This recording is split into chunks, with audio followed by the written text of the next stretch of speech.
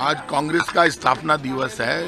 वो कांग्रेस जिसने भारत के मान सम्मान की और आज़ादी की लड़ाई लड़ी, जिसने भारत में जो तिरंगा दिया, जो हमारी आन बान और शान का प्रतीक है, आज उसको हाथ में लेकर हर आदमी गर्व महसूस करता है। क्योंकि जब कांग्रेस आज़ादी की लड़ाई लड़ रही थी, महात्मा गांधी, पंडित नेहरू, बाबा साहब भीमराव अंबेडकर, मौलाना अब्दुल कलाम आज़ाद के नेतृत्व में, तो मन में जज्बा एक ही था, मैं रहूं नहीं रहूं, मेरा देश रहना चाहिए।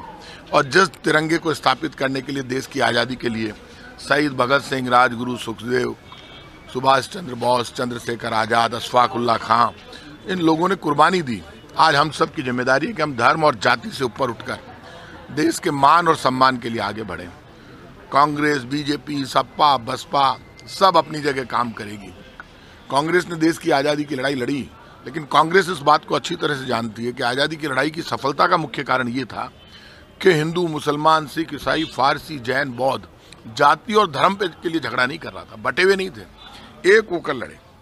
आज बीजेपी जिस तरह का षड्यंत्र करती है सिर्फ वोट की खातिर, ना बीजेपी को, ना हमको, ना सपा को, ना बसपा को, किसी भी पॉलिटिकल पार्टी को धर्म और जाति में टकराव खड़ा करने की जरूरत नहीं है। इसलिए भारत जोड़ो यात्रा शुरू हुई और खुलकर राहुल गांधी जी ने ये कहा कि मैं तो पूरे देश में घूम कर आया हूँ।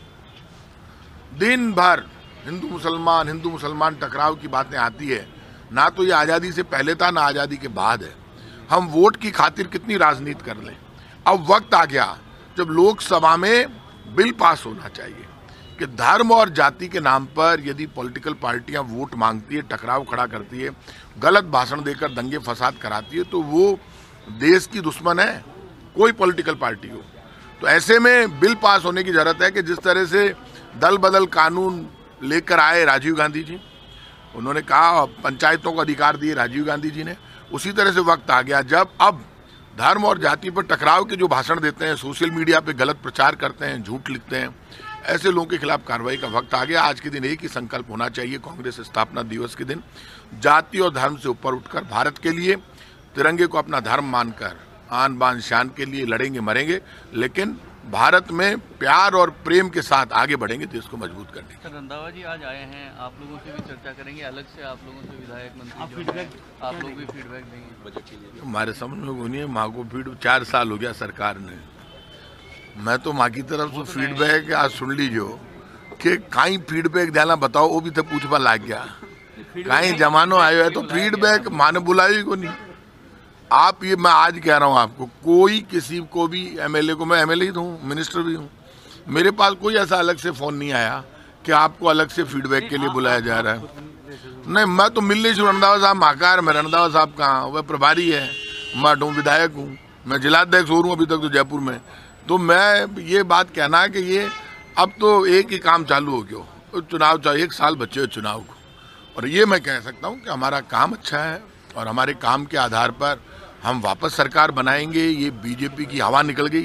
भारत जोड़ो यात्रा में तो पांव रखने के लिए जगह नहीं थी, लाखों लोग सादर, जन आक्रोश यात्रा की तो चोट हो गई, इनके पहिए निकाल के ले गई जनता और इनके रथ गायब हो गए। रथ इसलिए गायब हो गए कि रथ जितने भी थे वो सारे के सारे बाटे पर खड़े हो गए, कहीं के टायर निकाल के ले गए लोग। अब आप मुझे ये बताइए, जन आक्रोश यात्रा इनकी फेल हो गई। जन आक्रोश है पेट्रोल डीजल की महंगाई के खिलाफ, जन आक्रोश है केंद्र के धोखे के खिलाफ, जन आक्रोश है 15 लाख और अच्छे दिन का वादा करने वालों के खिलाफ, जन आक्रोश है जिन लोगों ने आटे, दाल, चावल, दही, छाछ पर टैक्स लगा दिया। आपको पता है पहली बार हिंदुस्तान में ऐसा हुआ, मैं तो मीडिया के लोगों से कहूंगा, जब 2 बार टैक्स नहीं लगता। आटे पर ले लिया पहले, आटे के बाद पराठा बनाया, बोला 18% और दे, मारेगा क्या काका, 2 बार लेते हैं कि आटे पे ले ले या पराठे पर ले ले। पहली बार रोटी पर और आटे पर टैक्स लगाया। ये कीर्तिमान कोई नहीं कर सकता, बीजेपी कर सकती है, लेकिन बीजेपी का घमंड टूटेगा।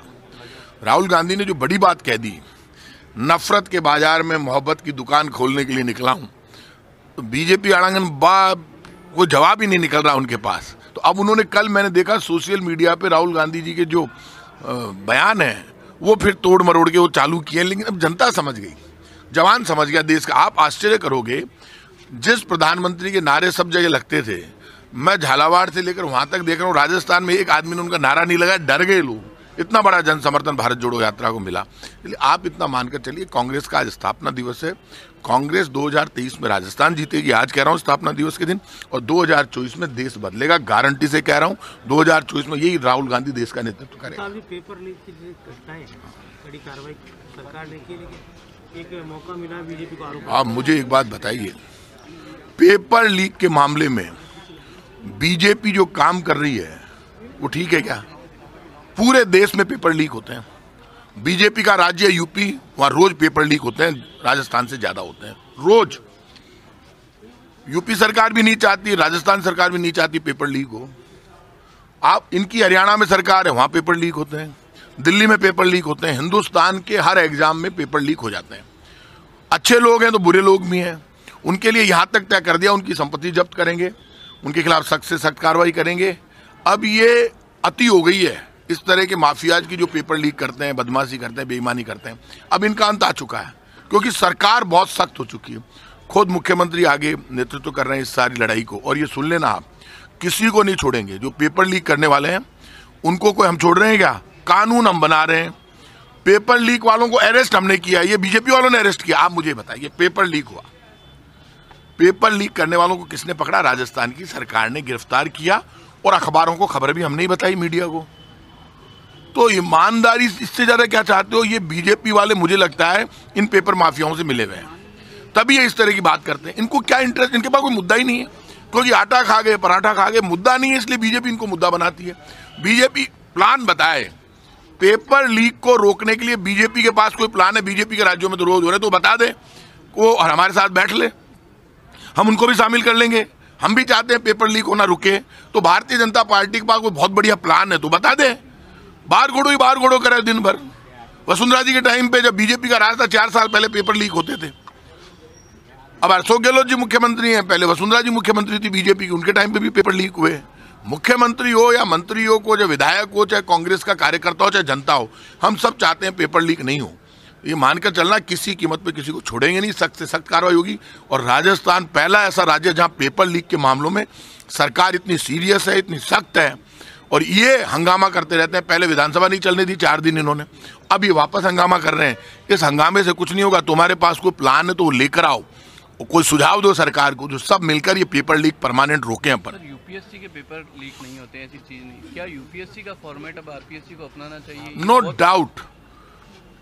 आप ये मान चलिए कि यूपीएससी का जो पेटेंट है वो आपको निश्चित रूप से, हम उसको भी चेक कर लेंगे, लेकिन आप चेक कर लेना यूपीएससी का पेपर लीक नहीं हुआ क्या कभी भी? रेयर चांस है, लेकिन हुए हैं। इसलिए आप ये मानकर चलना, ये यूपीएससी का पैटर्न हो वो भी लागू कर देंगे, कोई बीजेपी के पास पैटर्न हो वो भी ले आओ, किसी विपक्ष के पास हो वो ले आओ, लेकिन हम पेपर लीक हमारी जान देकर भी लोग रोकना चाहते हैं। दुनिया जानती है इस बात को, और इसको हम सच्चाई के साथ कह सकते हैं। पेपर लीक को, यही राजस्थान मॉडल स्टेट बनेगा, जैसे मेडिकल की योजनाओं में मॉडल स्टेट बना पेपर लीक को रोकने।